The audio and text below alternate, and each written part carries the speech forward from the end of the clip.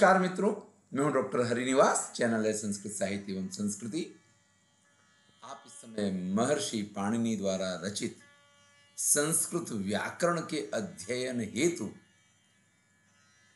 श्रीमान वरद राजाचार्य के लघु सिद्धांत कौमुदी का अध्ययन कर रहे हैं। शुरुआत ही हुई है अभी। जिनको जुड़ना है वो जल्दी से इसके साथ जुड़ जाएं। संज्ञा प्रकरण चल रहा है, 3 वीडियो हुए हैं, आज चौथा और अंतिम वीडियो है इसका। मैंने कहा बहुत विस्तार नहीं करूंगा, फिर भी आप तक बात पहुंचे ये जरूरी है। तो मैंने जब संज्ञा प्रकरण के वीडियो की एडिटिंग चल रही थी तो मैंने उसमें देखा कि स्थानों की जो बात हुई है वो तो एकदम स्पष्ट हो गई, लेकिन प्रयत्नों में कुछ अस्पष्टता रह गई है। तो थोड़ा सा उसको देख के, जान के और फिर हम आगे बढ़ते हैं। तो वहां पे प्रयत्न 2 प्रकार के हैं। मैंने कहा था एक आभ्यंतर प्रयत्न है और एक बाह्य प्रयत्न है। आभ्यंतर प्रयत्न 5 प्रकार के हैं। स्पृष्ट, ईसत स्पृष्ट, ईसत विवृत, विवृत और संवृत। इसमें जो हमने कहा स्पष्टम प्रयत्नम स्पर्शाना, जो स्पृष्ट प्रयत्न है वो स्पर्श के लिए है। स्पर्श कहा कि का से मां तक स्पर्श है, यानी जब आप इन व्यंजनों का उच्चारण करते हैं क, ख, ग, घ या प, फ, ब, भ, तो ऐसे में जो प्राणवायु आपके बाहर आती है, जो इनके स्थान बताए गए हैं, जैसे जिसके लिए कंठ स्थान कहा गया है, वो कंठ को वायु पूरी तरीके से स्पृष्ट करेगी, यानी स्पर्श करेगी। जिनके लिए ओष्ठ बताए गए हैं, जैसे प, फ, ब, भ, तो वहाँ पूरे पूरे होठ जब चिपकेंगे तभी उन शब्दों का, उन वर्णों का उच्चारण संभव है। लेकिन जब हम ईसत स्पृष्ट की बात करते हैं तो वहां पे ये नियम थोड़ा सा हल्का हो जाता है। ईसत स्पृष्ट अंतस्थानम और यण जो है वो अंतस्थ हैं। तो या जब बोलते हैं तो जितना चा में स्पर्श होता है उतना या में स्पर्श नहीं होता है, या जितना पा फा बा में स्पर्श होता है उतना वा में स्पर्श नहीं होता है। तो इसलिए इनको ईसत स्पृष्ट कहा गया है। ऐसे ही ईसत विवृत होता है, जिसमें आपका मुख थोड़ा कम खुलता है और विवृत में आपका मुंह थोड़ा अधिक खुलता है। तो इस प्रकार से आभ्यंतर प्रयत्नों को समझें। चलिए हम आगे बढ़ते हैं और हम पहुंचते हैं अणुदित सवर्णस्य च प्रत्यय। प्रतीयते विधीयत इति प्रत्यय। सबसे पहले प्रत्यय की परिभाषा देते हैं। प्रतीयते विधीयत इति प्रत्यय, जिन चीजों का विधान किया जाता है उनको प्रत्यय कहते हैं। हमने पहले वीडियो में देखा था कि सूत्रों के 6 प्रकार के काम हैं और उसमें एक विधि भी कार्य था। तो जहां विधि, विधान होगा उसको प्रत्यय कहा जाएगा। ये सीधी भाषा में समझ लें। अविधीयमानो अणु उदिच सवर्णस्य संज्ञा से। आप अभी व्याकरण नहीं पढ़ें तो आपको ये सब पता नहीं है। जैसे जैसे पढ़ेंगे वैसे वैसे ये सारे प्रश्न खड़े होते चले जाएंगे, अगर आप समझेंगे तो। और अगर खाली जिस सूत्र को पढ़ रहे हैं, जिस सिद्धि को पढ़ रहे हैं, उसी को पढ़ रहे हैं, तो फिर तो कोई प्रश्न नहीं होते हैं, वो कोई शंका भी नहीं होती है, कोई समाधान भी नहीं होता है। इसीलिए कहते हैं ज़्यादा पढ़ा लिखा ज़्यादा परेशान, कम पढ़ा लिखा कम परेशान, क्योंकि उसको उतने से ही मतलब होता है। चलिए हम अपने विषय पे आते हैं। जहां अविधीयमान है, नहीं कहा गया है, वहां अण और उदित जो हैं उनकी सवर्ण संज्ञा होती है। अत्रैव अण परेण नकारेण। अब यहां पे जैसे अण प्रत्याहार, इसके 2 प्रकार मैंने आपसे कहे कि एक अण प्रत्याहार है आ ई उ, अणा पे आके पूरा हो जाता है, और एक अण प्रत्याहार है आ ई उ रिल री ए ओ ऐ औ है व र ल, फिर ण आता है लणकण, वहां जाके पूरा होता है। एक में 3 वर्ण हैं और एक में 14 वर्ण हैं। अब समस्या ये है कि दोनों को ही अण कहा जाता है। अब कहाँ किस अण का ग्रहण किया जाए, ये एक प्रश्न बनता है। और यही नियम और यही प्रश्न जो है इण प्रत्याहार के लिए भी लागू पड़ता है, क्योंकि एक इण में ई उ इन दो का समावेश होता है और दूसरे इण में, जैसा कि अण में गिनती की थी, ई उ रिल री ए ओ ऐ औ है व र ल, इतनों का समावेश होता है। तो भाई कहां पे कौन सा इण प्रत्याहार लेना और कहां कौन सा अण प्रत्याहार लेना, ये जो प्रश्न है, इसके समाधान के लिए ही इस सूत्र का विधान है। जो अण अणुदित सवर्ण से चा प्रत्यय द्वारा कहा गया है, वो 14 वर्ण वाला अण है। यानी जहां ये सूत्र काम कर रहा है, इस सूत्र का विधान जहां लागू पड़ रहा है, वहां पे अण 14 वर्ण वाला स्वीकार किया जाएगा। इसके अलावा सर्वत्र अण यानी आ ई उ इतना ही स्वीकार होगा। इनमें इसके विपरीत रहेगा। इनमें जहां पे अणुदित सवर्ण से चा प्रत्यय सूत्र काम नहीं करेगा, वहां सर्वत्र 13 वर्ण वाला इण प्रत्याहार आएगा।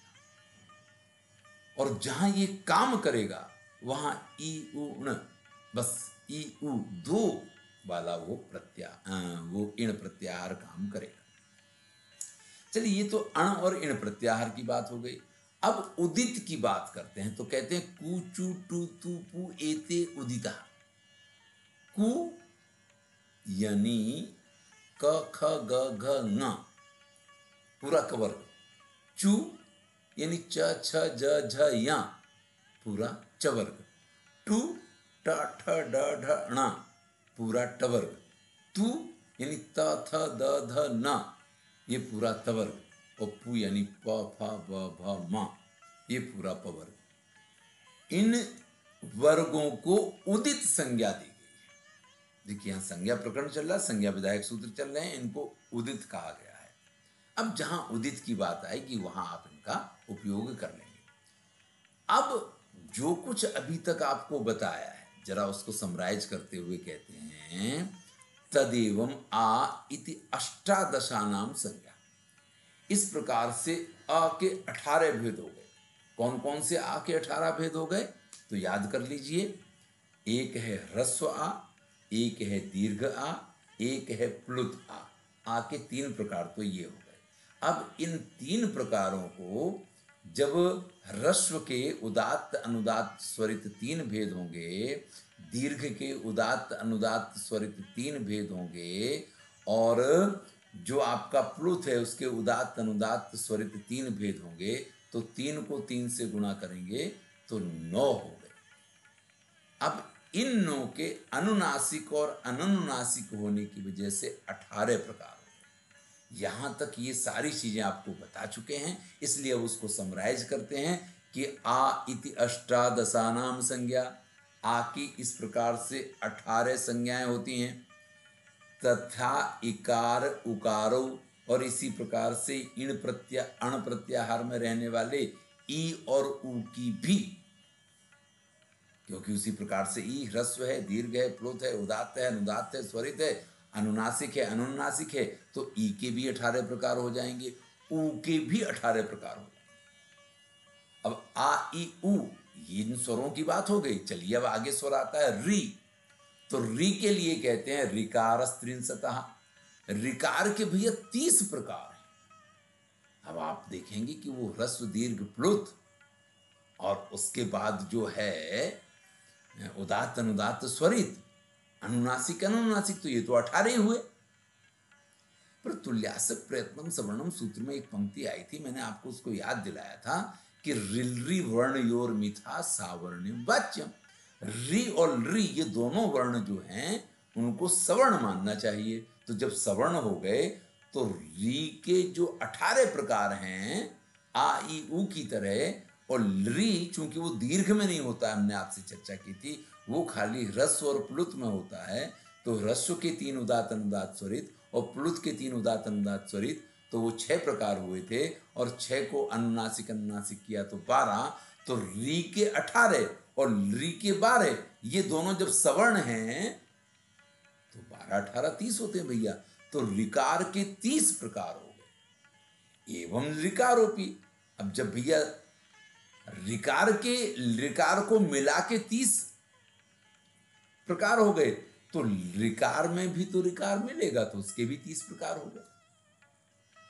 अब एच की बात आती है, ए ऐ ओ औ, तो कहते हैं एचो द्वादशानाम, इनके 12 प्रकार होते हैं। आपने देखा था कि ए ऐ ओ औ ये ह्रस्व नहीं होते हैं, ये दीर्घ होते हैं और प्लुत होते हैं। तो वही दीर्घ के उदात्त अनुदात स्वरित और प्लुत के उदात्त अनुदात स्वरित, तो ये 6 प्रकार हुए। अब ये जो 6 हैं, अनुनासिक अननुनासिक से इसके 12 प्रकार होते हैं। तो इस प्रकार से ए के 12 प्रकार, ऐ के 12 प्रकार, ओ के 12 प्रकार और औ के 12 प्रकार, ये यहां तक की बात पूरी हो गई। अनुनासिक अननुनासिक भेदेन यवलाद्विधा, य व और ला, ये जो यण प्रत्याहार में से इन 3 का यहाँ पे समावेश किया गया है। ये कहते हैं कि अनुनासिक और अननुनासिक भेद से यावाला के भी 2 प्रकार होते हैं। देखिए ये स्वर नहीं है, लेकिन इनको अर्ध स्वर माना जाता है। जो यण हैं उनको अर्ध स्वर माना गया है। तेन अनुनासिकास्ते द्वयोर द्वयोर संज्ञा, इसलिए अनुनासिक और अननुनासिक के प्रकार से या के 2 प्रकार हो जाएंगे, वा के 2 प्रकार हो जाएंगे और ला के भी 2 प्रकार हो जाएंगे। यहाँ पे ये सवर्ण संज्ञा और किसके कितने भेद हैं, किसके कितने प्रकार हैं, ये सारी चीजें हमने क्लियर कर ली। अब हम संज्ञा प्रकरण के अंतिम भाग की ओर हैं और 3 सूत्र रह गए हैं। एक सूत्र है परः सन्निकर्षा संहिता। ये संहिता विधायक सूत्र है और ये कहता है कि वर्णानाम अतिशयिता सन्निधि संहिता संज्ञा। जिन वर्णों में अतिशय सन्निधि होती है, जो वर्ण अत्यंत पास पास होते हैं, उनकी संहिता संज्ञा हो जाती है। संहिता संज्ञा का परिणाम ये होता है कि वो एक दूसरे के साथ जुड़ते हैं। मान लीजिए आपने राम लिखना है, आपने लिखा र हलंत, फिर आपने लिखा आ, जो उसके ऊपर स्वर है, मात्रा है आ, तो र प्लस आ प्लस म। अब ये जहां जहां आपने प्लस का निशान लगाया है ना, वो सब एक दूसरे के साथ जुड़ जाए। लेकिन राम घर जाता है में राम के बाद आपने घर को थोड़ा अंतर रख के जब लिखा है ना, तो घर का घा रामघ नहीं बनाएगा, राम अलग रहेगा और घर अलग रहेगा। तो जो अतिशय सन्निधि में होते हैं उनकी संहिता संज्ञा होती है। ये इस सूत्र का विधान है। और जब भी हम शब्द रचना करते हैं तो शब्दों में संहिता संज्ञा जिनकी होती है, हलोन्तरः संयोगा, वो उनका संयोग करवाता है। तो कहते हैं अजभिर व्योहिता हला संयोग संज्ञास्यु, अच से रहित जो हल हैं उनकी संयोग संज्ञा होगी। अब देखिए व्यंजन हमेशा ही हलंत होता है। मैंने आपसे कहा कि व्यंजन में स्वर का प्रयोग होता है, तभी व्यंजन उच्चारण के लिए सक्षम बनता है, नहीं हम उसका उच्चारण ही नहीं कर सकते हैं। आप बताइए कैसे क ख प घ, कैसे हम उसका उच्चारण करेंगे? लेकिन अगर स्वर मिल जाता है तो फिर क्या, क का की कु की कई, जो स्वर मिल गया उस हिसाब से हम उसका उच्चारण कर पाते हैं। तो यहां पे स्वरों के अतिरिक्त जो व्यंजन है, अजभिर व्यवहिता, बिना अच के जितने भी व्यंजन हैं उन सब का संयोग होगा, और जहां अच मिलेगा वहां तक वो सारे जुड़ते चले जाएंगे। फिर एक अच आ गया यानी एक स्वर आ गया, वहां तक के सारे हलंत अक्षर उसके साथ जुड़ेंगे। लेकिन उसके बाद जब दूसरा स्वर आएगा तो एक स्वर आने के बाद वो आगे वो संयोग की प्रक्रिया नहीं रहती है। चलिए थोड़ा सा इसको समझ लें। एक आप लिख लीजिए शब्द जिसमें हम एक से अधिक जो हलंत वर्ण हैं उनका प्रयोग करें, तो फिर आप क्या पाएंगे कि एक आधा अक्षर जो है वो दूसरे आधे अक्षर से जुड़ेगा, दूसरा आधा अक्षर तीसरे आधे अक्षर से जुड़ेगा, और तीसरे आधे अक्षर के बाद जब स्वर आएगा तो वो दोनों, यानी जो तीसरा व्यंजन था उसने स्वर का सहारा ले लिया और इन दोनों ने उसका सहारा ले लिया। भाई ये जितने व्यंजन हैं सभी हलंत हैं, यानी सभी लंगड़े हैं। ये अपने सहारे से नहीं चल सकते हैं, इनको स्वर के सहारे की जरूरत होती है। अब अगर एक लंगड़े ने स्वर का सहारा ले लिया है तो फिर बाकी जो है उसके कंधे पे हाथ रख लेते हैं और फिर उसका सहारा ले लेते हैं, क्योंकि वो मजबूत हो गया है। तो हलोंतरा संयोगा ये कहता है अजभिर व्यवहिता हला संयोग संज्ञा से, यानी जहां तक अच आएगा वहां तक जितने भी व्यंजन हैं वो सब उस अच से जाकर के मिल जाएंगे और उनकी संयोग संज्ञा होगी। अंतिम सूत्र है संज्ञा प्रकरण का, सुप्तिगंतम पदम सुबंतम तिगंतम च पद संज्ञम स्यात्। देखिए वाक्य रचना अगर आपको करनी है तो वहां पदानाम समूहो वाक्यम होता है, वर्णानाम समूहो वाक्यम नहीं होता है, या शब्दानाम समूहो वाक्यम नहीं होता है। हमने अभी तक देखा कि स्वर होते हैं, व्यंजन होते हैं, स्वर और व्यंजन एकत्रित होते हैं तो एक वर्ण बनता है, वर्णों के एकत्रित होने से संगीता संज्ञा अगर होती है और संयोग होता है तो एक शब्द बनता है। लेकिन उस शब्द से वाक्य रचना नहीं हो सकती है। राम, रावण, मारना ये सारे शब्द हो गए, लेकिन राम ने रावण को मारा, ये राम ने, ये कर्ता प्रथमा विभक्ति जो है ना वो उसके साथ प्रत्यय लगा और संस्कृत में इसको कहते हैं रामः। तो ये सुबंत प्रत्यय हैं, जितने कारक में लगने वाले प्रत्यय हैं वो सुबंत हैं। सुवौजस अम औक्षस टाभ्याम भिस ङेभ्याम भ्यस नसीभ्याम भ्यस ङस ओस आम नी ओस सु सौजस मौक्षस टाभ्याम भिस ङेभ्याम भ्यस नसीभ्याम भ्यस ङस ओस आम नी ओस सु।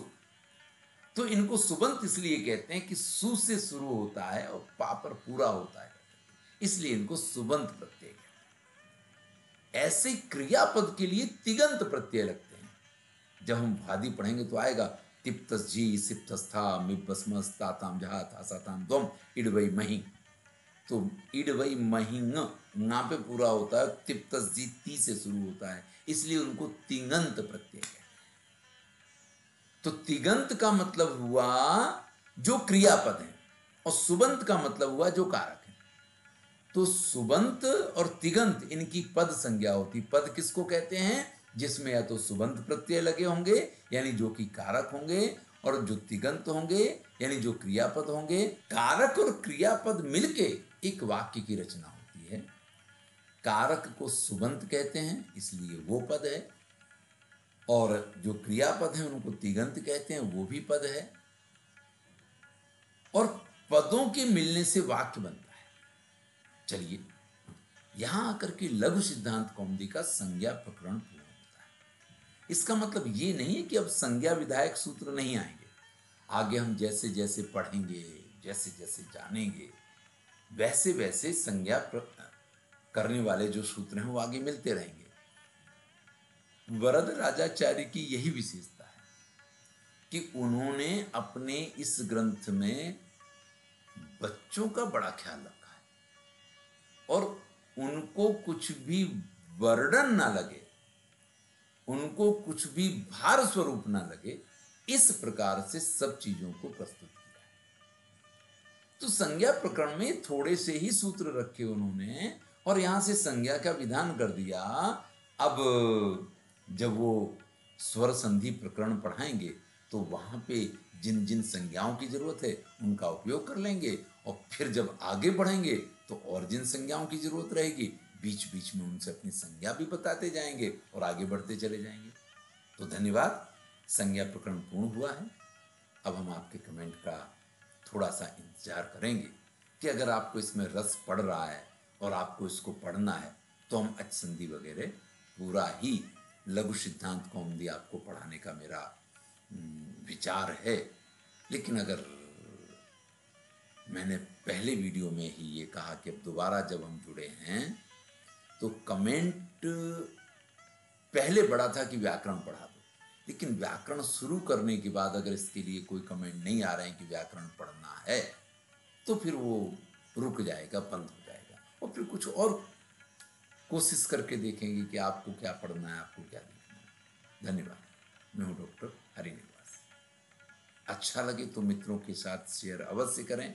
ये कार्य हमने आपको दिया है कि आपके मित्र संस्कृत पढ़ते हैं, नहीं पढ़ते हैं, उनके बच्चे पढ़ते हो, कोई भी जो आपके सर्कल में हैं, उनके साथ कम से कम 3 लोगों को आपको ये व्याकरण की वीडियो शेयर करने हैं, जिससे कि ये थोड़ा सा आगे बढ़ पाए।